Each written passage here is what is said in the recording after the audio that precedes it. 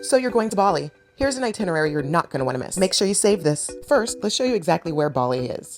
Located at the southern point of Indonesia, you would fly into DPS. For this journey, we're going to go to Uluwatu, spend 3 nights, and then head up to Canggu. We spend 2 nights, and then head to Ubud for a day trip.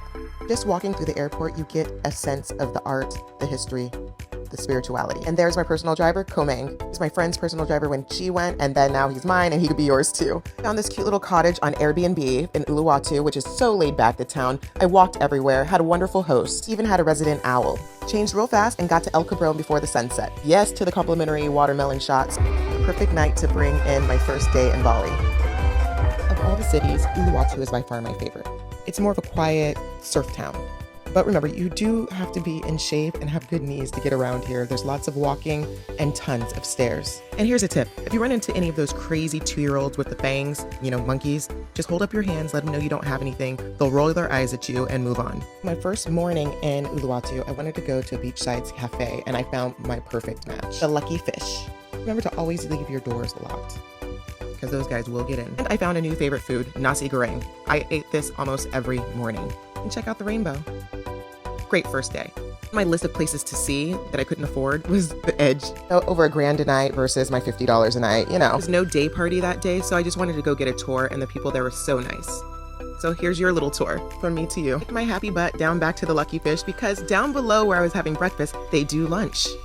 Fresh caught seafood, you pick out your own fish, they grill it up, you set up your little table beachside. And this meal, along with my pina colada, my coconut, cost me no more than $10. When you're in Uluwatu, you have to go to the #1 club in Asia, #6 in the world, Savaya.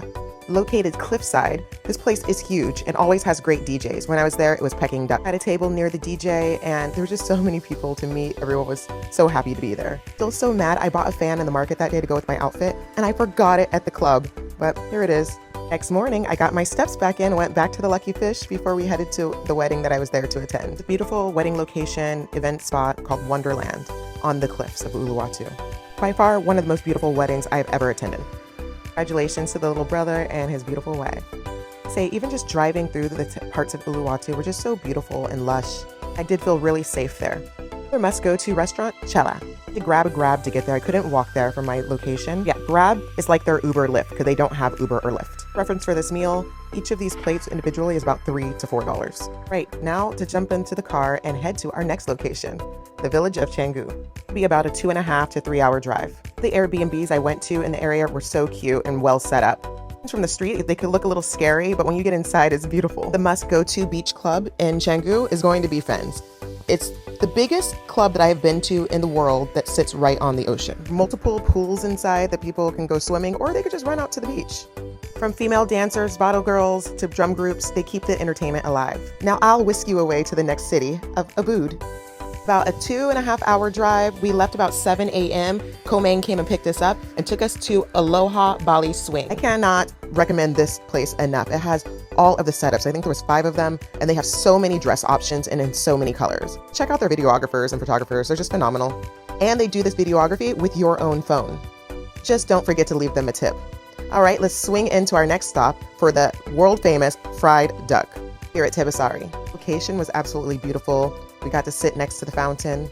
And I was going to order my nasi goreng again because that was my meal of Indonesia. So got some other appetizers and everything was great. And yes, that duck is a thing. Can't you tell I didn't like it? Only thing left was the kernels of rice.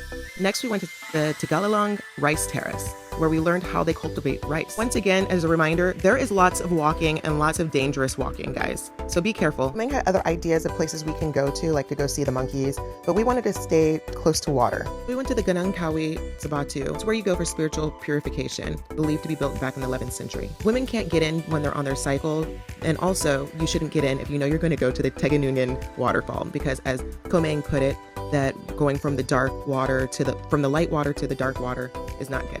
And I knew I had to swim out to that waterfall. There's a nice little shopping area as you walk into the Teganugan waterfall, and they have the cheapest clothing and souvenirs that I found throughout all of the cities. So we took the journey back to Canggu and went out to Mesa. Fun reggae night happening, and it was my last night in the city. Kind of surreal. Canggu is like the city, like city. And before I grabbed my grab back to the airport, I had to grab my last bit of fresh fruit and coffee. Of course, at a breakfast hookah spot. If you have any questions about Bali or any of the villages, reach out. Send a DM right below.